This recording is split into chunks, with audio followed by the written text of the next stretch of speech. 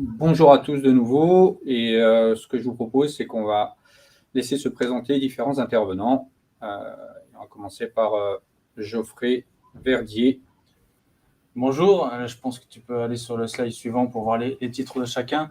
Donc, Geoffrey Verdier, moi je suis responsable d'exploitation et support chez Sinox depuis quelques années maintenant. Donc, c'est sur mon service que vient la charge d'entretenir tous les services de nos plateformes, qui soient bien disponibles 24 heures sur 24, 7 jours sur 7, et de recenser un peu toutes les demandes de nos clients concernant nos produits. Très bien, merci Geoffrey. Nicolas. Bonjour à tous et bienvenue. Je suis Nicolas Damour, je suis directeur senior des partenariats stratégiques chez Sierra Wireless. Sierra Wireless, qui est une société partenaire de Sinox et qui appartient depuis le mois de janvier au groupe Semtech. Je suis en charge donc, des partenariats stratégiques et de la prospective technologique, et à ce titre, je préside aussi le groupe de travail IoT à la GSM Association, qui est l'association des technologies cellulaires mondiale, et depuis peu actif à l'Alliance LoRa. Parfait, merci Nicolas, et merci encore de t'être rejoint et d'avoir accepté de participer à ce webinaire. C'est, je pense, extrêmement important de discuter de ces sujets. Tu es certainement une des personnes les mieux placées pour en discuter. Quant à ma part, donc Domingos Bruno, je suis le directeur commercial de Sinox. J'ai rejoint la société il y a un an. Et donc, je suis en charge du développement commercial des offres M2M, mais également de toutes les offres IoT, puisque Sinox est positionné en tant qu'éditeur et développeur de plateformes, non seulement M2M, mais aussi IoT. Et aussi en charge du développement à l'international, puisque on commence à étendre notre empreinte sur différents pays. Et c'est l'ensemble de mes missions sur Sinox. Et voilà pour ce qu'il en est de la présentation. Donc, on va pouvoir rentrer dans le vif du sujet et d'aborder un peu les chiffres de la connectivité cellulaire et du marché M2M. Donc, les chiffres donnent un peu le vertige. C'est vrai qu'ils ont tendance à grandir aussi très vite. C'est un marché qui est en très forte expansion. Donc aujourd'hui, on parle de 3,5 milliards d'objets connectés qui sont spécifiquement cellulaires. Donc, quand on parle de multiconnectivité, le chiffre est bien plus important dès qu'on parle de réseaux LoRa et autres. Aujourd'hui, on va faire un focus sur la partie cellulaire. Et on parle, donc vous le voyez, de pratiquement 31 milliards d'objets connectés grâce à la 5G, aux technologies cellulaires du type LTE-M ou NB-IoT d'ici 2025. Donc, c'est vrai que le parc d'objets ne cesse d'augmenter. Il se déploie à une vitesse fantastique, puisqu'aujourd'hui, on a besoin de mesurer énormément de choses. Ça devient extrêmement facile d'avoir, grâce à des technologies plug-and-play, accès à la donnée et surtout de mettre à profit cette donnée pour prendre des actions, mettre en place des scénarios qui permettent d'apporter une réelle valeur ajoutée en fonction des cas d'usage. Donc, je ne sais pas si Nicolas ou Geoffrey voulaient commenter ces chiffres. Oui, je peux peut-être apporter, effectivement, donc on voit dans ces chiffres, effectivement, 31 milliards, comme tu dis, ça donne le vertige. Nous, on constate dans les groupements industriels IoT qu'effectivement, bon, comme tu le disais, une grande partie de ces objets, l'écart entre 31 milliards et 3 milliards et demi d'objets cellulaires, il ne faut pas oublier qu'il y a tout un tas d'objets IoT ou M2M qui sont connectés en filaire aussi, hein, pas uniquement sans fil. Et puis, dans les technologies sans fil, il reste quand même beaucoup de technologies comme le Wi-Fi, le Bluetooth, des technologies très éprouvées qui connectent beaucoup d'objets IoT. Mais il y a aussi une explosion du nombre d'objets cellulaires. On reviendra tout à l'heure sur les raisons pourquoi le cellulaire est particulièrement adapté à l'IoT. Et effectivement, ça fait maintenant quelques années qu'on a dépassé le cap d'un nombre d'objets connectés supérieur au nombre d'humains connectés sur la planète. Absolument. Et comme on le disait, ça n'a de cesse d'augmenter. Je pense que la progression va se faire à une échelle extrêmement importante, puisqu'aujourd'hui, les cas d'usage que l'on met en place grâce à l'IoT deviennent de plus en plus réplicables et on parle maintenant de l'IoT de masse pour la plupart des cas d'usage. Alors justement, pour en venir à l'évolution des raisons. Voilà, rentrons peut-être un petit peu dans le détail. Donc là, on va faire plutôt un zoom sur les technologies sans fil et plus précisément sur les technologies cellulaires. Dans le haut du slide. Donc à gauche, un petit rappel. En fait, on voit que à peu près tous les 10 ans, depuis la 2G dans les années 90, donc on parle de génération de réseaux cellulaires, ça c'est des choses avec lesquelles beaucoup de gens sont familiers, la 2G, la 3G, la 4G et maintenant la 5G et bientôt la 6G sur laquelle on travaille déjà au 3GPP qui est l'organe de normalisation des technocellulaires. Donc à peu près une technologie qui est déployée tous les 10 ans, années 90, années 2000, années 2010 et maintenant année 2020 pour la 5G. Chaque technologie s'est accompagnée en fait d'une évolution vers le haut des débits. En fait, depuis plusieurs décennies, ce qu'on cherche à faire depuis la 2G, les débuts de la 2G, où on faisait d'abord uniquement de la voix, et puis ensuite de la transmission de données à 56 kilobits par seconde, ça paraît extrêmement lent maintenant. On a des technologies, donc avec la 3G, donc le CDMA, l'UMTS, et la 4G, donc avec le LTE, Long Term Evolution, et le LTE Advanced, LTE Advanced Pro. Maintenant, on dépasse le gigabit par seconde en 5G.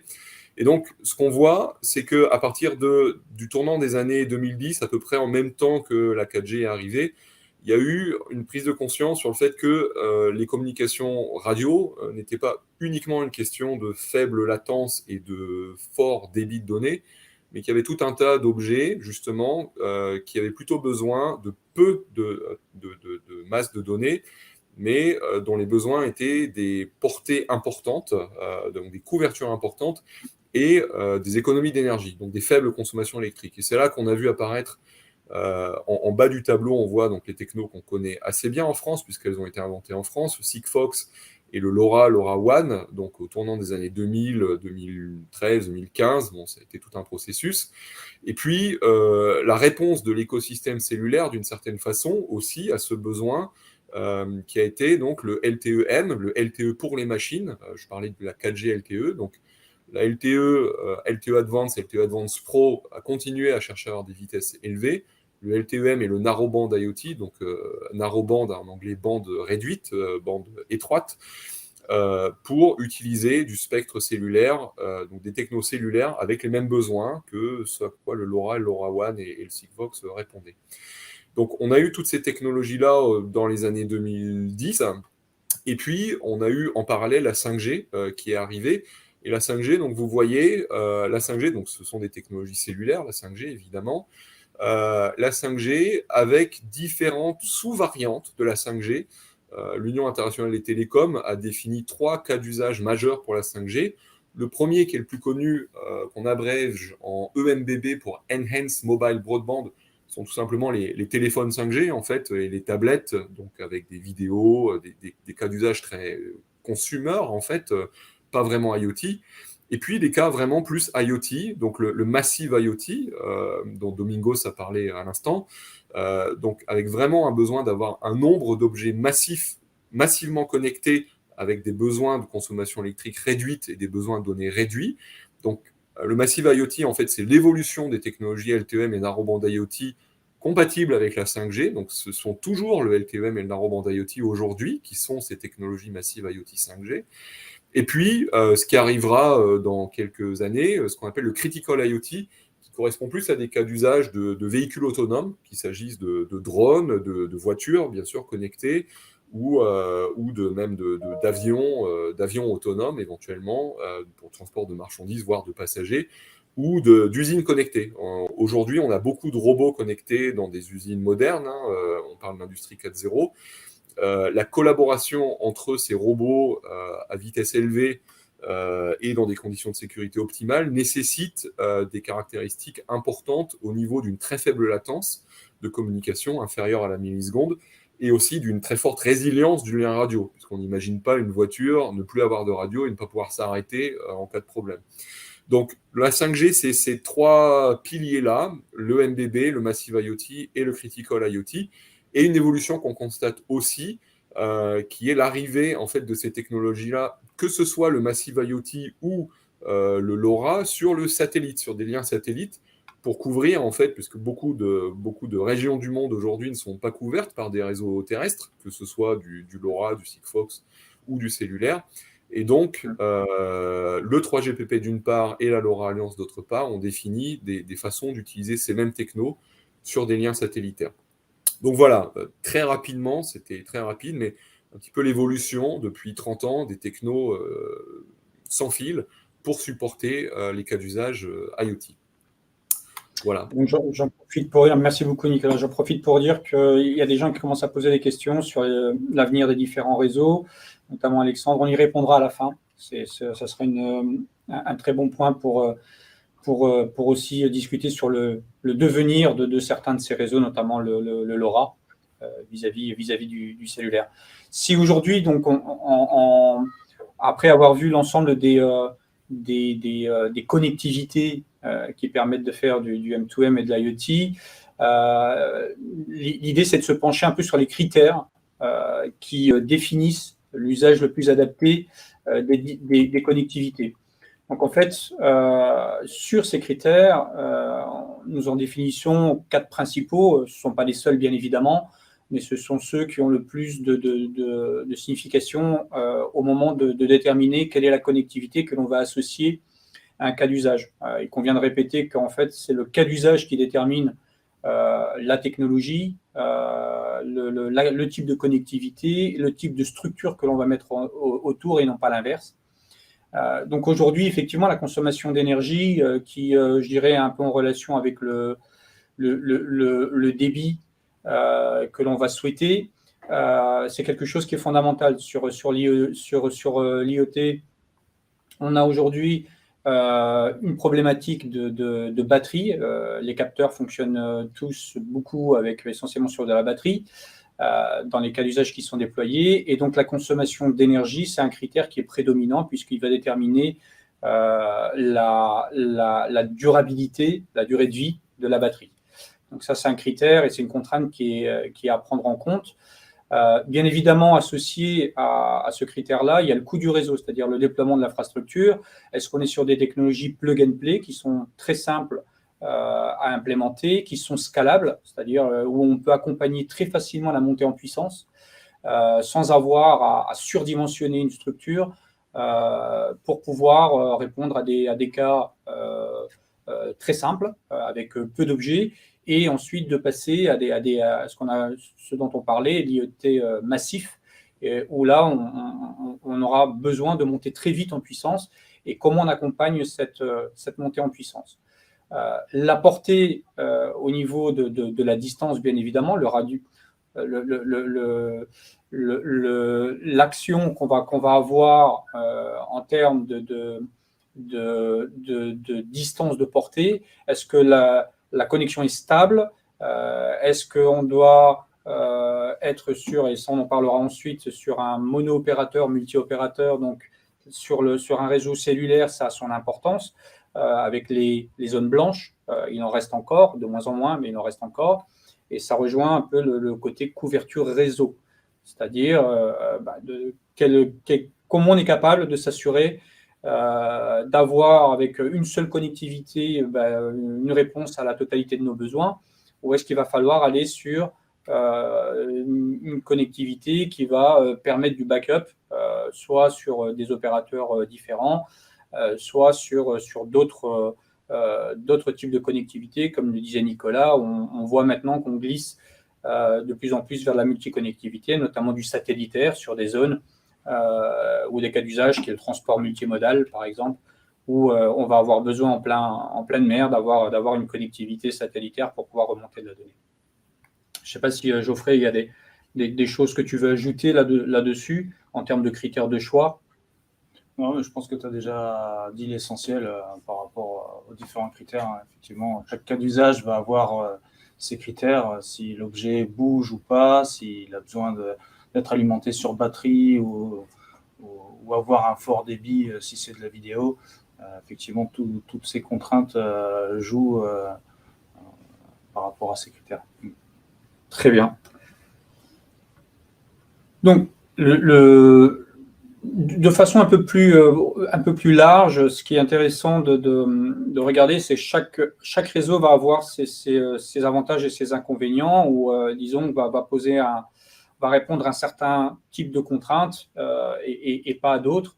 Donc aujourd'hui, on se rend compte que les axes ici que l'on peut voir, c'est effectivement la portée de chacun des réseaux, qui va d'un réseau très local à plusieurs kilomètres, voire quand on parle du satellite qui va couvrir l'ensemble du globe. Mais y compris au niveau satellitaire, il faudra s'assurer que, en termes de fournisseurs, on est quelqu'un qui couvre avec une constellation de satellites l'ensemble du globe et qui permet des délais de latence réduits ou pas en fonction du cas d'usage auquel on va s'intéresser. Bien évidemment, les réseaux WAN cellulaires, on a en termes d'autonomie une autonomie qui est très forte, puisqu'on arrive aujourd'hui à être très efficient sur la consommation énergétique avec une très bonne portée. Donc on est sur un compromis qui est généralement celui qui répond à une grande partie des cas d'usage, que ce soit sur de la donnée, plutôt des paquets de données faibles, mais qui peut monter en puissance sur des paquets de données plus importants. Et aujourd'hui, on constate que les critères de choix vont dépendre donc de ces différents critères en fonction du cas d'usage sur lequel on veut travailler. Donc aujourd'hui, ce sont des critères fondamentaux qui vont entrer en jeu à partir du moment où on va avoir des cas d'usage différents qui sont très locaux. Si on parle de smart building, on reste sur des objets qui ne se meuvent pas, qui ne bougent pas. Dès qu'on parle de technologie ou de cas d'usage sur des objets mouvants, automatiquement, on va plutôt s'intéresser sur des réseaux du type LTE-M ou bien évidemment cellulaire ou même satellitaire. Donc, c'est l'ensemble des cas d'usage et vraiment les contraintes liées aux cas d'usage qui vont nous amener à nous pencher sur une technologie plus que sur une autre. Mais ça, c'est quelque chose qui semble plutôt évident ou qui émerge de lui-même à partir du moment où on définit le cas d'usage. Alors, pour faire un focus maintenant plus spécifique sur la connectivité cellulaire, quels sont les avantages et on va dire les inconvénients de la connectivité cellulaire? C'est vrai que la connectivité cellulaire, donc la carte SIM, pour vulgariser un peu cette technologie-là, c'est une technologie qui est mature, hein, qui existe depuis une trentaine d'années. L'avantage, c'est que tout le monde connaît cette technologie. Hein. Tout le monde aujourd'hui a un téléphone portable avec une carte SIM. On sait globalement comment ça marche. Donc, c'est quelque chose c'est une techno familière. Donc l'avantage, c'est qu'on sait que ça marche bien, on sait vers quoi on va se tourner en montant un projet avec une connectivité cellulaire. Donc c'est déjà un avantage, c'est qu'on connaît la techno, elle est plus approuvée. Ensuite, il y a la couverture. La couverture, c'est vrai que depuis de nombreuses années, les opérateurs ont déployé leur réseau. Donc aujourd'hui, il y a très peu de zones blanches sur le territoire. On est quasiment sûr de pouvoir capter du réseau aux différents endroits où il y a de la population. Donc, c'est un avantage certain, c'est sûr, par rapport aux nouveaux réseaux émergents. Et ensuite, quand on se lance dans ces technos-là, il faut connaître aussi le paramétrage de ces boîtiers. Est-ce que c'est difficile de configurer ces boîtiers avec ces technos-là? La réponse avec la connectivité cellulaire, c'est que c'est assez simple de paramétrer ces solutions avec ces technos. Donc, c'est assez réconfortant de pouvoir utiliser de la carte SIM aujourd'hui par rapport à d'autres réseaux.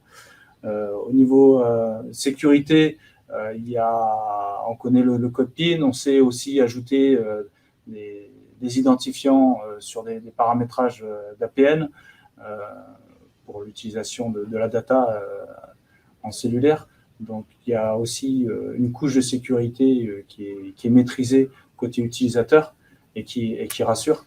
Donc oui, il y a beaucoup d'avantages à utiliser la technologie cellulaire aujourd'hui. Et un des avantages les plus importants, je trouve, le plus fort, c'est l'utilisation du réseau IP. Aujourd'hui, dans le milieu applicatif, on sait construire des solutions en mode client-serveur. Donc, pouvoir s'adresser à un serveur ou communiquer avec des transmetteurs par leurs IP, on sait le faire depuis des années. Les développeurs savent utiliser ces technos-là. Il y a de l'acquittement, il y a de la surcouche au niveau des protocoles avec TCP et tout ce qui va au-dessus, HTTP, FTP, SSH, etc., pour contrôler de manière maîtrisée ces appareils. Donc, c'est pour moi un des avantages les plus forts sur ce type de technologie. Après, c'est sûr, il y a des inconvénients. Le coût du matériel est plus élevé que sur de la techno LoRa ou Sigfox, c'est sûr. Et il y a un abonnement aussi assez élevé qui est impactant sur le coût de l'abonnement de l'opérateur de la carte SIM. Donc ça, c'est à prendre en compte effectivement dans l'enveloppe budgétaire en démarrage de projet. Et aussi à prendre en compte une consommation un peu plus élevée que sur des technos LoRa ou Sigfox. Quand on a besoin d'avoir un objet qui est mobile sans être dépendant d'une alimentation externe, voilà, ça se réfléchit. Il faudra une alimentation plus conséquente au niveau de la batterie, peut-être quitte à le recharger de temps en temps, contrairement à un capteur qui pourra tenir plusieurs années avec une seule pile pour envoyer très peu de données. Voilà. Ouais, moi, je rajouterais sur les avantages que c'est une technologie qui est, enfin, je sais pas si on va dire plug and play, mais c'est très simple. Je parlais de la scalabilité, c'est-à-dire la possibilité de monter en puissance très simplement. C'est une technologie qui permet très simplement de mettre en place des POC, donc des tests à échelle réduite, et ensuite de déployer très rapidement à très grande échelle. Et on va y venir après, donc il y a les mono-opérateurs, mais il y a les multi-opérateurs, et on fera avec Nicolas un petit focus là-dessus, parce que c'est le rôle des Sierra. Il y a des avantages liés à cela, puisque on peut très vite venir atténuer le côté entre guillemets coût d'un projet. On est capable de venir optimiser le coût d'un projet avec la possibilité de mettre en place des pools de data qui seront partagés entre les différents objets et qui vont permettre de ne pas avoir de surprise, de maîtriser son budget. Et donc ça, c'est extrêmement important, c'est-à-dire que ça offre finalement, ça offre une très grande agilité, la connectivité cellulaire en termes de montée en puissance, en termes d'accompagnement des projets, sont des choses que l'on peut très facilement configurer, reconfigurer en termes de dimensionnement au fil de l'eau, et ce qui permet d'être très réactif pour l'accompagnement des différents cas d'usage et des clients. Ensuite, pour la partie inconvénient, il y a beaucoup aujourd'hui d'efforts qui sont faits là-dessus. C'est notamment la tout l'aspect, le leitmotiv stratégique aussi du LTEM, du NB-IoT, c'est d'être beaucoup plus efficient en termes d'énergie consommée, mais aussi d'avoir une pénétration indoor, par exemple, qui est accrue. Donc, il y a d'autres avantages. Et aujourd'hui, et les contraintes qui étaient liées au cellulaire qui sont peu à peu gommées par les évolutions dont a parlé Nicolas sur la slide et que l'on va pouvoir adresser un peu plus en détail dans les slides à venir. Donc, Nicolas, on parlait justement de ce positionnement un peu mono-opérateur et multi-opérateur. Qu'est-ce que tu peux nous dire là-dessus ? Alors, effectivement, pour embrayer sur ce que tu viens de dire, donc on va parler plus précisément des technologies cellulaires. Donc on vient de voir les avantages et les inconvénients. On reste quand même, je pense, Sinox comme Sierra Wireless et Semtech. Nous restons convaincus, enfin, vous l'avez dit plusieurs fois, Domingos et Geoffrey, que en fait, ça dépend beaucoup du cas d'usage à la fin quand même. Donc ça reste des technologies très complémentaires. Donc aujourd'hui, on va parler beaucoup des technologies cellulaires et plus particulièrement de l'offre qui est portée par Sinox avec Sierra Wireless Semtech comme partenaire sur les cartes SIM multi-opérateurs. Quand on doit déployer un objet IoT ou une flotte d'objets IoT, plus précisément, bon, en cellulaire, on est habitué avec les téléphones, on se dit, on va lui mettre une carte SIM, ça fonctionne vraiment comme un téléphone à de nombreux égards. La carte SIM que vous avez dans le téléphone, elle est ce qu'on appelle mono-opérateur, parce que vous l'achetez chez Orange, chez Bouygues, chez SFR, éventuellement à l'étranger, chez d'autres opérateurs comme Vodafone, Telecom Italia, via des accords d'itinérance, si vous avez des déploiements internationaux. Mais au bout du bout, dans cette carte SIM mono-opérateur, il y a un identifiant qu'on appelle le l'IMSI, le International Mobile Station Identifier, ou Mobile Subscriber Identifier, qui est unique. Dans le cadre de l'IoT, ces 10 dernières années, on a vu se développer en fait des offres de cartes SIM multi-opérateurs, donc avec des opérateurs virtuels qui non seulement donc, achètent potentiellement ces identifiants à des opérateurs standards comme Orange, mais sont aussi donc revendent d'une certaine façon la connectivité tierce de ces opérateurs, donc s'appuient sur leur infrastructure. Nous, chez Semtech, Sierra Wireless, on travaille beaucoup, et même moi personnellement, on a des partenariats très très forts avec ces opérateurs-là, mais on pense qu'on peut adresser un certain nombre de cas d'usage différents en proposant des cartes SIM donc de notre opération, de ce qu'on appelle un MVNO, Mobile Virtual Network Operator, qui s'appuie donc sur une infrastructure propre et sur une infrastructure des MNO, des opérateurs standards, et potentiellement de plusieurs opérateurs aussi, puisqu'on est capable, dans les cartes SIM, de mettre plusieurs identifiants, un identifiant Orange, un identifiant, je vais dire, d'un opérateur américain comme Verizon, un identifiant d'un opérateur peut-être asiatique comme Docomo au Japon, de sorte que quand vous avez, ou potentiellement même plusieurs identifiants européens, de sorte qu'en fonction de la couverture que l'objet a à un endroit donné, même uniquement sur le territoire français, via des accords d'itinérance, parce que si vous avez une carte SIM dans un téléphone, une carte SIM, je vais dire free, que je n'ai pas encore citée, qui n'est pas active dans l'IoT, mais dans un téléphone, et qu'il n'y a pas de station de radio free à côté, et ben vous n'aurez pas de couverture, tout simplement. Sauf avoir des accords d'itinérance nationale qui sont assez peu répandus. À l'étranger, par contre, vous pourrez avoir ces accords d'itinérance. Donc, l'avantage avec les cartes SIM multi-opérateurs, c'est que vous bénéficiez en fait d'une couverture beaucoup plus étendue et aussi potentiellement de conditions d'accès au réseau en termes de performance, donc meilleure qualité de réseau, meilleure couverture, meilleure rapidité et puis potentiellement meilleur tarif. Donc, vous avez un peu ces avantages-là à travers une carte SIM multi-opérateur. Si je détaille un petit peu sur la planche suivante, les différences en fait qu'il y a entre un opérateur classique, donc l'infrastructure d'un opérateur classique qui est tout en haut. Donc votre objet va se connecter à une station de base, donc ce qu'on appelle le Radio Access Network, donc le réseau radio de l'opérateur. donc qui représente un investissement très fort pour les opérateurs traditionnels. Grâce à la carte SIM, bien sûr, donc la carte SIM vous est vendue par l'opérateur traditionnel et vous accédez à ce qu'on appelle le cœur de réseau, qui est un ensemble de serveurs qui va gérer les abonnements, l'interconnexion à Internet, tout un tas de services de réseau qu'on voit là au centre. Évidemment, il y a un service client qui est associé à l'opération de ce réseau. Vous êtes facturé également, et puis il y a tout un réseau de distribution et de vente. Donc ça, c'est l'infrastructure de l'opérateur standard.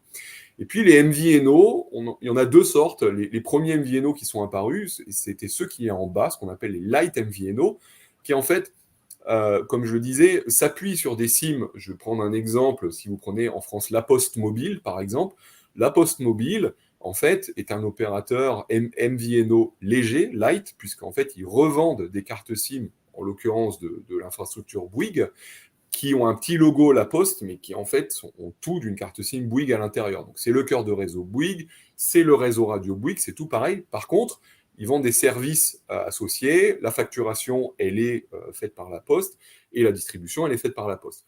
Entre les deux, et c'est là où on se positionne, Sierra Wireless Semtech avec Sinox, il y a ce qu'on appelle les full MVNO, où on fait plus que revendre de la connectivité tierce, où on a nos propres cartes SIM, donc qui ont certes le petit logo Sierra Wireless Semtech, mais à l'intérieur desquelles on maîtrise complètement la technologie, ce qu'on appelle les applets à l'intérieur. Donc on maîtrise le contenu complètement, on a ces différents identifiants dont je parlais tout à l'heure, ces différents IMSI, qui permettent, en fonction de la localisation et des conditions de réseau de l'équipement, de se connecter au meilleur réseau disponible. Et puis, on opère notre propre infrastructure de cœur de réseau, donc nos propres bases de données d'abonnement, nos propres accès délocalisés à Internet. C'est important, par exemple, pour des questions de temps de latence. On a des serveurs dans différents endroits du monde qui permettent d'accéder plus rapidement à Internet localement et d'avoir au final une meilleure qualité de service que certainement un light MVNO et dans un certain nombre de cas aussi qu'un opérateur classique, puisqu'on a cette multiplicité. Donc, si je montre un petit peu comment ça se passe en détail sur la planche suivante, en fait, d'un point de vue de l'utilisateur, pour vous, c'est toujours la même chose. Vous avez une carte SIM, vous ne savez pas forcément ce qu'il y a dedans en détail, mais cette carte SIM, elle va permettre d'accéder à travers les différents identifiants dont j'ai parlé et les accords d'itinérance qui sont sous-jacents à chacun de ces identifiants, à un ou plusieurs réseaux radio en fonction de l'emplacement de l'équipement. Donc ça, c'est un gros avantage par rapport à une carte SIM mono-opérateur. Et puis, donc, s'il y a un réseau radio qui n'est pas disponible à un endroit donné ou qui tombe à un endroit donné, l'équipement pourra changer de réseau radio mobile. Et puis, ces stations de base, grâce à la carte SIM et à nos accords technico-commerciaux, on peut aussi accéder à différents réseaux de transport qu'on appelle, puisque les réseaux de télécommunications mobiles sont interconnectés au niveau mondial. Et ensuite, vous arrivez dans le cœur de réseau de Sierra Wireless Semtech, qui est lui-même redondant en plusieurs endroits du monde, pour finalement vous fournir la connectivité jusqu'aux fournisseurs de solutions IoT, votre cloud typiquement.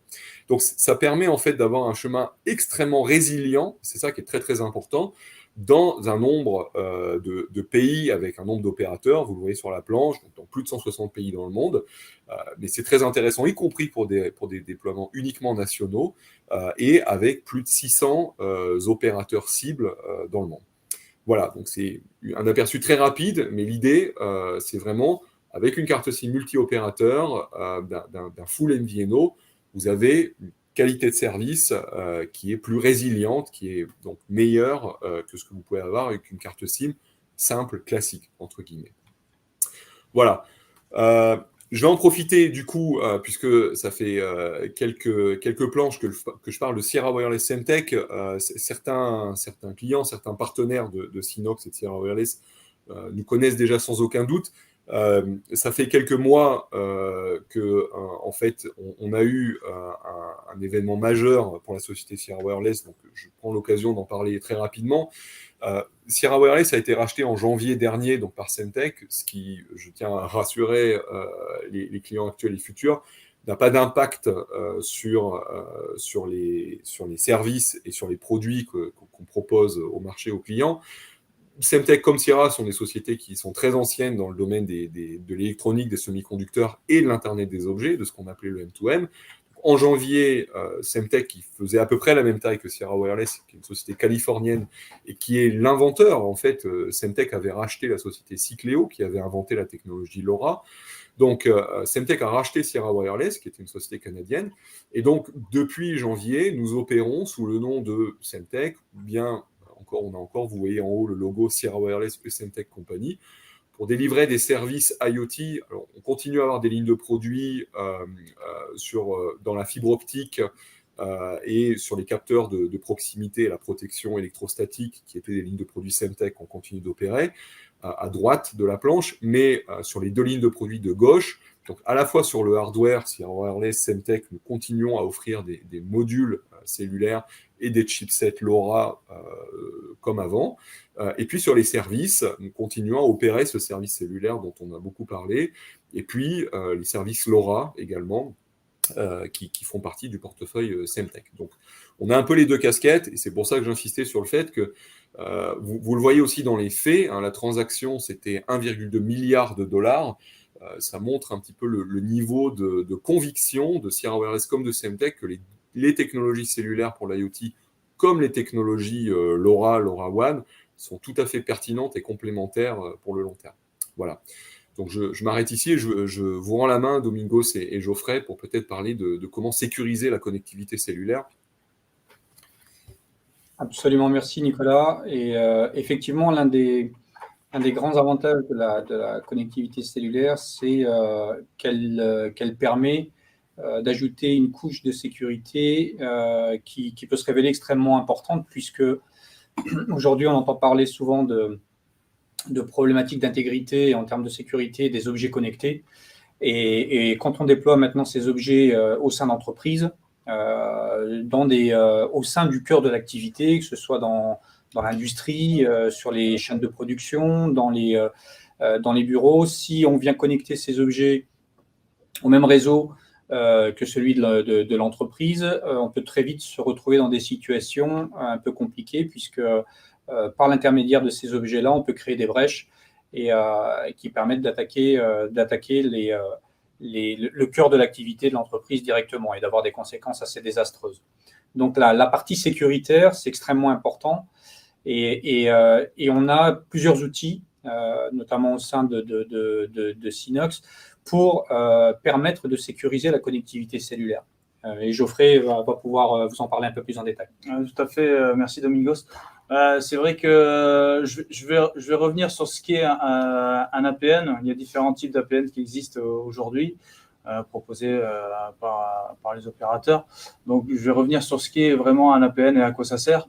Donc, un APN, Access Point Name, ou nom de point d'accès en français, c'est ce qui va permettre à notre appareil d'ouvrir une session data pour communiquer sur un réseau. Donc, le premier niveau chez Synox qu'on appelle d'APN, c'est le niveau standard qui permet à votre équipement d'accéder à Internet. Donc, on va renseigner un nom d'APN sur le modem. On va lui configurer un login mot de passe ou pas. C'est pas obligatoire au niveau de sa sécurité. Et le modem va lui ouvrir une session auprès de l'APN pour obtenir une IP et pouvoir communiquer sur le réseau. Donc, sur le niveau standard, la communication va se faire directement sur Internet. Ce premier niveau permet à l'appareil d'accéder à Internet, mais ne permet pas d'être accessible depuis Internet. Donc, il y a ce qu'on appelle un deuxième niveau avec IP public qui permet, suivant le nom d'APN qu'on saisit dans le module, hein, toujours pareil, on va associer une IP publique à notre appareil qui va permettre de communiquer sur Internet et d'être également accessible depuis Internet par les utilisateurs. Donc, ça sert notamment, on le voit un peu tous les jours, de mettre une carte SIM dans une caméra et de pouvoir atteindre sa caméra depuis son ordinateur, depuis son téléphone, en passant par Internet, on accède directement à sa caméra via son IP public. Et enfin, le troisième niveau, qui est cette fois-ci un APN privé. Donc un APN privé, par défaut, ne va pas donner accès à Internet à l'objet et ne va pas le rendre non plus joignable depuis Internet. Cet APN privé va permettre de construire un réseau entre l'appareil et le réseau du client sans passer par Internet. Donc c'est ces trois briques, on l'a scindé en trois niveaux, nous, chez Synox. Et c'est sur la dernière brique, en APN privé, où on va détailler un peu ce que c'est, quels sont les avantages. Et c'est, comme le dit Domingos, maintenant, c'est devenu très stratégique pour les entreprises de sécuriser les flux entre les objets et les serveurs, que la donnée soit bien sécurisée de bout en bout. Donc, l'APN privé, ça permet tout simplement au réseau client de pouvoir communiquer directement avec ses transmetteurs par une IP fixe privée. Donc, ça implique que les communications sont privées entre le réseau du client et les appareils, les transmetteurs M2M qu'on voit sur le petit schéma. Donc, on a la possibilité d'avoir deux types d'APN privés. Par défaut, on peut souscrire à un APN dédié. Dans ce cas-là, on a le choix de notre nom d'APN. Donc, si par exemple, j'ai une entreprise qui fait des pneus et qui a besoin de remonter les données des différentes machines de construction de pneus et que je veux appeler mon APN privé pneu.com, bon, bah, je vais pouvoir décider de l'appeler pneu.com.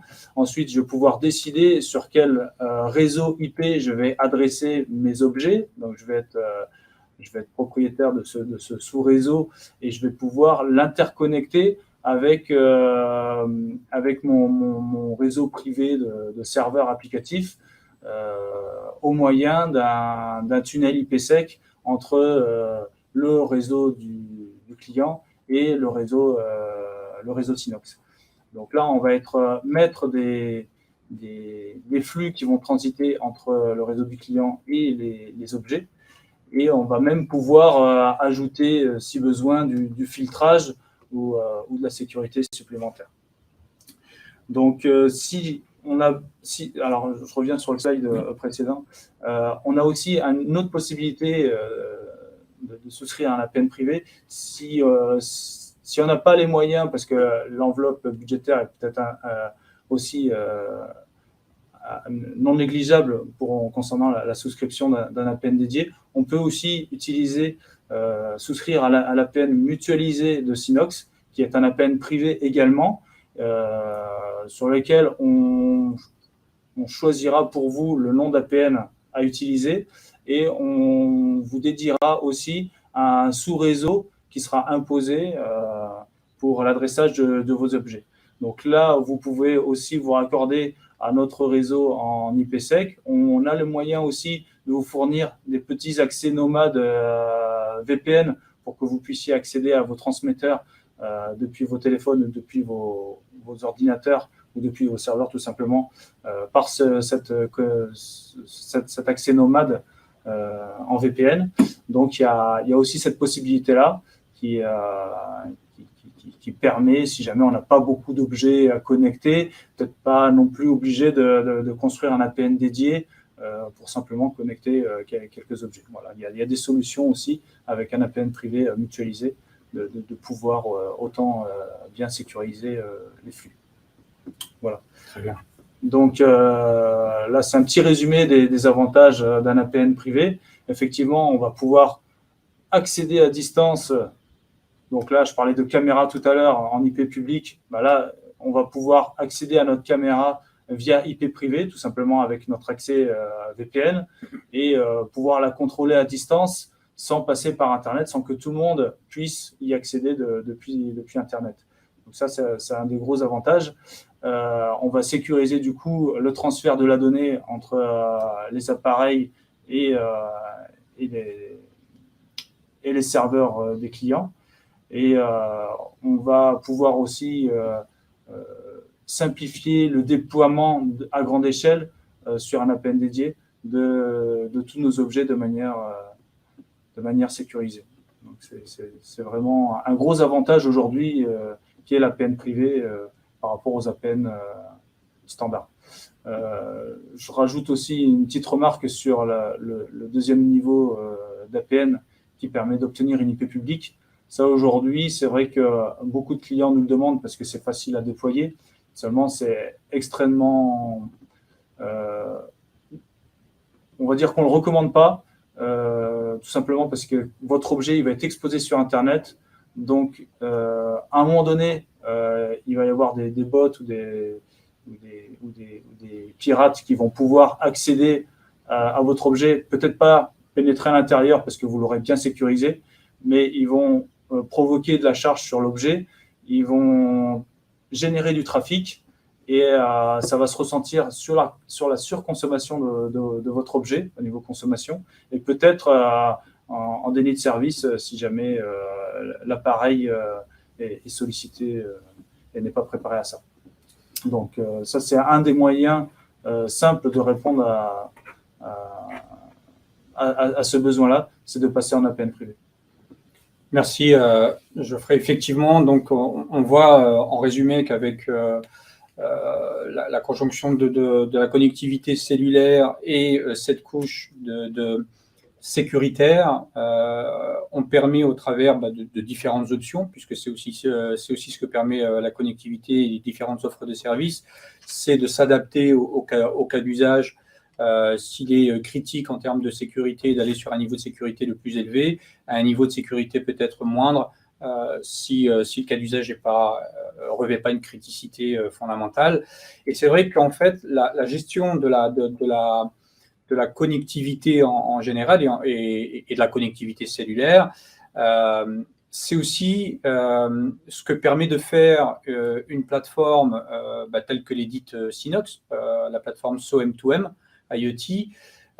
Sur la chaîne de valeur, c'est important de comprendre ce que permet une plateforme de ce type, associée à une connectivité comme la connectivité cellulaire. C'est-à-dire qu'à la base, on a tout type de capteurs et d'objets connectés qui vont remonter de la donnée, tout type de données, au travers d'une connectivité et d'un réseau, c'est-à-dire une connectivité cellulaire, mais on a évoqué les connectivités type LoRa, Sigfox ou satellitaire. Ce qui est important en termes du stockage de la donnée, la couche sécuritaire, elle revient en s'assurant, notamment pour Sinox, qu'on est sur un hébergeur qui a une certification de type Tier 4 et donc qui garantit une sécurisation de la donnée à haut niveau. Et qui permet aussi d'avoir toute cette garantie de continuité de service avec de la redondance, etc. Je ne rentre pas dans le détail. Au niveau de la plateforme de gestion de la donnée et de la connectivité cellulaire, mais aussi de tous les objets, une plateforme de ce type permet en même temps de rendre plus efficient la gestion de tous les cas d'usage, des multi-cas d'usage, qui sont amenés à être implémentés au sein d'une activité ou d'un projet. Et on a aussi une garantie de pouvoir mettre des garde-fous. C'est ce que permet de faire aussi une connectivité cellulaire, c'est-à-dire qu'on peut très bien limiter, plafonner le nombre de données qui sont envoyées, avoir des messages d'alerte et aussi brider, voire arrêter en urgence quand c'est possible, dès qu'on constate une consommation ou un comportement anormal de l'usage des cartes SIM, en l'occurrence, et de la connectivité cellulaire, mais aussi des autres objets avec les autres connectivités.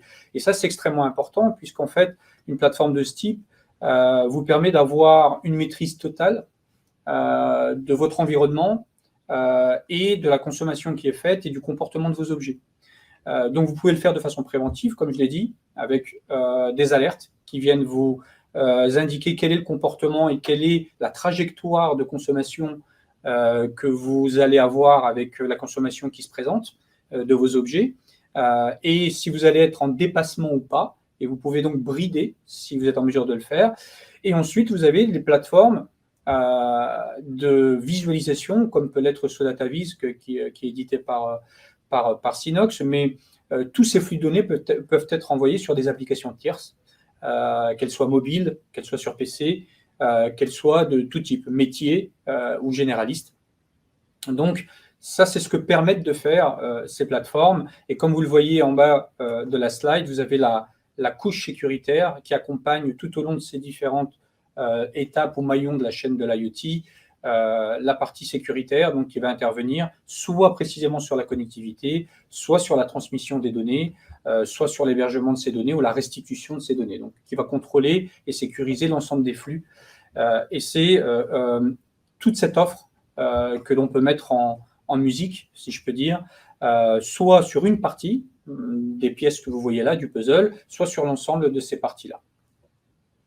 Donc, aujourd'hui, finalement, si on veut ouvrir un peu, et on arrive à la fin de ce webinaire, si on veut l'ouvrir sur l'émergence de la multiconnectivité, c'est vrai qu'aujourd'hui, on a focalisé sur la connectivité cellulaire, mais on l'a déjà évoqué, Nicolas, Geoffrey, moi-même, il y a des cas d'usage qui requièrent de la multiconnectivité.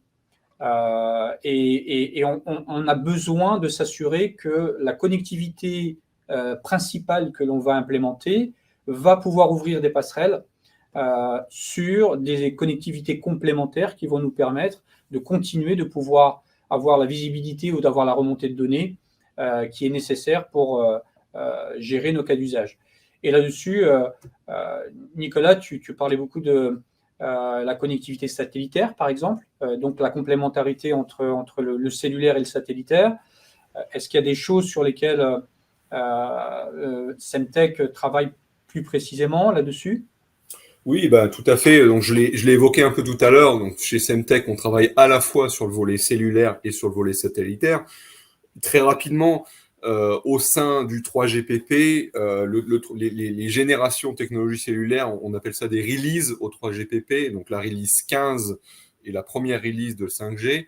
On travaille aujourd'hui sur les releases 18, 19 du 3GPP, mais les releases déployées sur le terrain aujourd'hui sont des releases plutôt 15.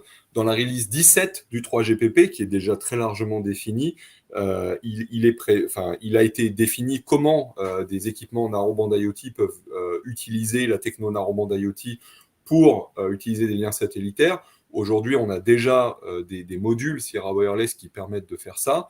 Donc, les personnes qui peuvent être intéressées, n'hésitez pas à nous contacter. C'est un peu en avance de phase, hein, on est d'accord, mais on peut tout à fait en discuter. Ça, c'est sur le volet cellulaire. Sur le volet LoRa, également, au sein de la LoRa Alliance, il y a tout un tas d'activités qui sont faites avec des acteurs de premier plan comme Eutelsat, par exemple, ou bien, j'ai oublié, un autre grand partenaire qu'on a, EchoStar Mobile, voilà, en Amérique du Nord et en Europe, donc pour faire du LoRa sur le satellite. Aussi, on a aussi des équipements qui permettent de faire ça. Donc, c'est des choses qui vont arriver de façon absolument certaine dans les mois qui viennent, c'est certain.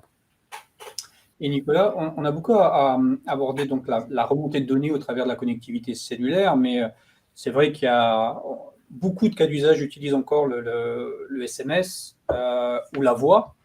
Oui.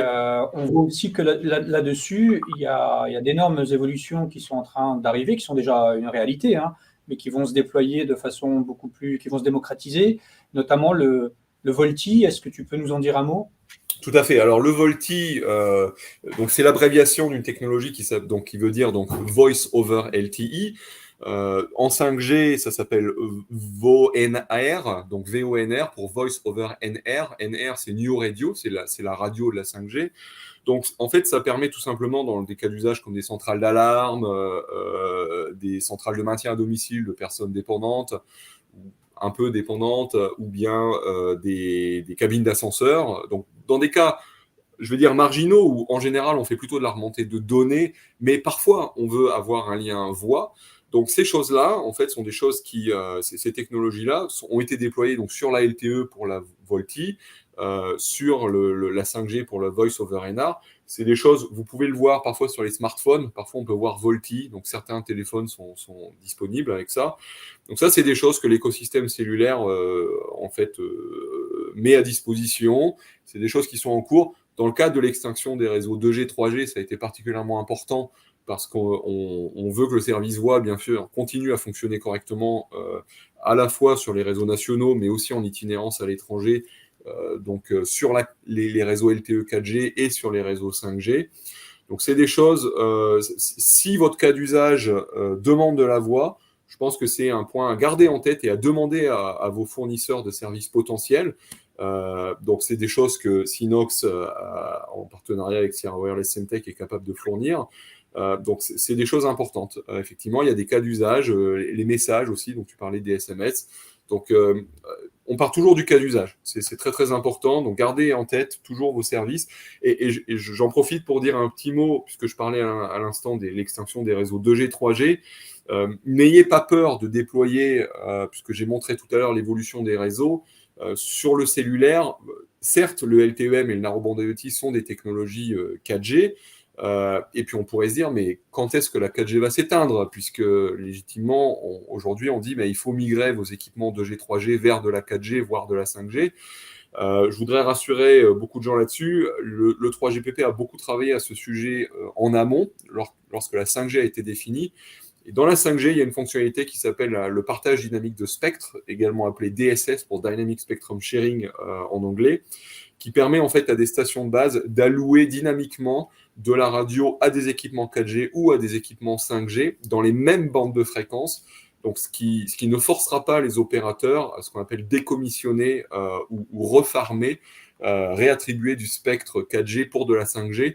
Ils peuvent faire ça de façon complètement transparente. Donc, les équipements 4G que vous déployez aujourd'hui, en particulier catégorie M, donc LTE-M ou Narrowband IoT, catégorie NB1, NB2, ou même catégorie 1 ou catégorie 1 bis, donc dans les faibles volumes de données, certes, peuvent opérer pendant 10 ans sur batterie, mais le réseau sera toujours là, toujours en capacité de supporter ces équipements pour les 10-15 prochaines années sans aucun souci.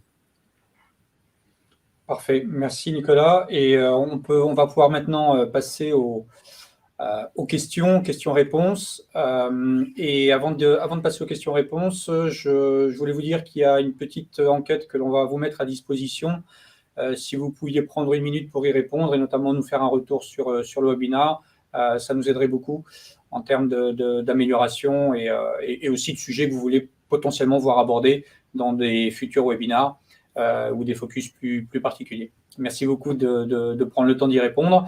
Et on va passer donc aux questions. Alors, les premières questions qui étaient arrivées et auxquelles certains assistants ont déjà répondu, c'était est-ce que le LoRaWAN a encore de l'avenir suite à l'abandon de Bouygues par le réseau du réseau Genius et celui d'Orange dans les prochaines années. Donc, il y a des correctifs qui ont été apportés ou des précisions tout de suite. C'est qu'effectivement, Orange n'a pas prévu d'arrêter son réseau LoRa. Pour l'instant, la continuité, il garantit jusqu'en 2027 et il se réserve, entre guillemets, le droit de voir comment les choses évoluent d'ici là pour prendre une décision ou pas en ce sens. Aujourd'hui, en tous les cas, le réseau, il y a aucune indication de la part d'Orange. Et merci Karim pour la réponse qui laisse entendre que le réseau LoRa d'Orange va s'arrêter en 2027. D'ailleurs, la plupart aujourd'hui, en tant que Sinox, on constate et on assiste beaucoup, on accompagne beaucoup de clients qui migrent d'Obgenius vers Orange pour pouvoir garantir la continuité de leur réseau LoRa et de pouvoir continuer d'avoir une connectivité LoRa sur leurs objets. On a ensuite une question d'Alexandre sur un data center. Donc, on dit effectivement, on a présenté le fait que nous étions hébergés sur un data center tier 4, donc qui est le niveau presque ultime, puisque ce qui est ultime, c'est niveau 5 avec la certification ANSI. Est-ce que cela est prévu ou envisagé de la part de Sinox? Est-ce que c'est des choses qu'on est capable de faire? aujourd'hui, nous, on se base sur effectivement notre hébergeur qui est actuellement que Tier 4. Hein, donc, on regarde ce qui se passe autour et on voit en fonction des besoins des clients ce qui est envisageable de faire. Ce qui n'est pas interdit pour nous, c'est de pouvoir utiliser plusieurs types d'hébergements suivant la criticité de la donnée. Donc, on ne s'interdit pas de pouvoir ouvrir aussi chez d'autres hébergeurs notre infrastructure, de la faire évoluer pour couvrir ce type de certification si elle est demandée. Absolument. Et ensuite, il y a pour des cas aussi très précis ou qui sont très sensibles à ce type de choses. Pas oublier qu'on est capable d'installer aussi nos plateformes on-premise. C'est ce que l'on fait avec beaucoup de villes ou de métropoles notamment. Et où là, l'installation on-premise permet aux clients, si la donnée est critique, de pouvoir s'assurer qu'il est sur des niveaux de sécurité qui lui correspondent. Aujourd'hui, c'est ce côté de flexibilité en termes de mise à disposition des plateformes, que ce soit en SaaS ou en on-premise, permet aussi de gérer cette dernière pièce quand on a besoin d'aller vers ce niveau de criticité en termes de sécurité. On a une autre question qui s'adresse peut-être plus à toi, Nicolas. Alors, le LoRa sur satellite, est-ce qu'il sera vraiment interopérable avec le LoRa terrestre, ou bien est-ce que le protocole est vraiment particulier, spécifique et ne permet pas la passerelle? Alors, c'est une excellente question. Je vais essayer de répondre très, très rapidement et donner des pistes de réponse aussi. Donc, on parle d'une nouvelle modulation, en fait. Donc, alors, à la fois, oui, ce sera compatible avec le LoRa terrestre, mais dans le cadre d'une extension de modulation. La modulation en question s'appelle le LR-FHSS, donc pour LR pour Long Range et FHSS pour Frequency Hopping Spread Spectrum. Donc, je vous invite à chercher sur Google, si vous cherchez LR-FHSS, vous trouverez notamment des posts de blog sur le site de Semtech. C'est une technologie donc, qui est rétrocompatible avec le LoRa terrestre, mais qui est plus avancée. Donc, les devices en question pourront faire plus. Ils pourront aussi faire du LoRa terrestre, mais le LoRa terrestre classique ne pourra pas forcément interagir avec les satellites. Donc, on a aujourd'hui des équipements et des projets en cours pour déployer ça avec les partenaires que j'ai cités tout à l'heure. Si c'est quelque chose qui vous intéresse, Fabrice, je vous invite à me contacter après le webinaire pour qu'on puisse en parler plus en détail. Alors, on va prendre une dernière question parce qu'on a déjà un petit peu dépassé. Je m'en excuse auprès des participants. C'est Philippe qui nous demande le LTE-M 4G réseau Orange uniquement si backup 2G multi-opérateur. Point d'interrogation. Je ne suis pas sûr de bien comprendre la question, pour être honnête. Je n'ai pas compris non plus. Réseau Orange uniquement si backup 2G multi-opérateur. Alors, on a une précision de la question. Non. Alors, j'imagine, j'essaye de deviner la question de mon côté. Est-ce qu'on peut partir sur du mono-opérateur si on a par ailleurs du backup 2G multi-opérateur? Ça pourrait être une question qu'on peut se poser en se disant, là où j'ai de la 4G Orange, ça marche très bien. Si j'ai pas de 4G Orange, j'ai du backup 2G multi-opérateur. Oui, sauf que bon, il faut pas oublier que la 2G, les différents opérateurs ont annoncé qu'elle allait s'éteindre très très bientôt. On parle de 2025. Donc, j'encourage vraiment tout le monde à ne plus partir sur des nouveaux déploiements en 2G. Ce serait plus que dangereux. Ce serait vraiment on est sûr qu'en 2025, il y aura une dégradation forte de la qualité de service. Et puis, par ailleurs, les réseaux LTE-M, donc on peut avoir du réseau LTE-M multi-opérateur. Aujourd'hui, Orange est connu pour faire du LTE-M. Orange n'est pas le seul opérateur qui a déployé du LTE-M en France aujourd'hui. Et puis, les opérateurs, les MNO, dont on parlait tout à l'heure, qui sont nos partenaires, continuent de déployer des réseaux LTE-M, Narrowband IoT, en 4G. Donc, d'étendre leur couverture actuelle, d'étendre les services, d'étendre les releases dont je parlais tout à l'heure, donc les fonctionnalités à l'intérieur de ces réseaux. Donc, ne partez pas sur le backup 2G, c'est bien aujourd'hui, mais pour l'avenir, partez plutôt sur du multi-opérateur, y compris en 4G. Merci. Et si, merci beaucoup, Nicolas. Et si, Philippe, Nicolas n'a pas répondu complètement à la question, n'hésitez pas à revenir vers nous. On se fera un plaisir de pouvoir y répondre plus complètement, de façon plus complète. Une dernière question d'Alexandre qui dit qu'il a une infra basée sur la 2G.